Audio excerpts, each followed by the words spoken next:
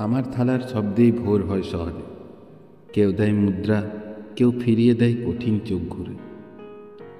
রাস্তার ধুলো, গলির ভিড়, সবই যেন আমার বালিশ।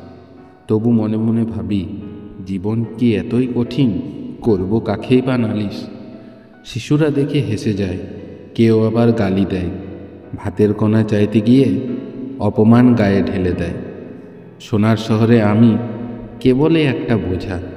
কেউ ভাবে না আমিও তো সেই মানুষেরই রাজা। কখনো খাবার পাই, কখনো খালি পেট। কেউ বলে দূরে যাও, তবুও যায় নিচে। ভিক্ষা কি চাওয়া, নাকি বাঁচার শেষ চেষ্টা? পেটের আগুন নিভিয়ে রাখার একমাত্র রাস্তা। মাঝে মাঝে মনে পড়ে, আমিও ছিলাম কারোর সন্তান।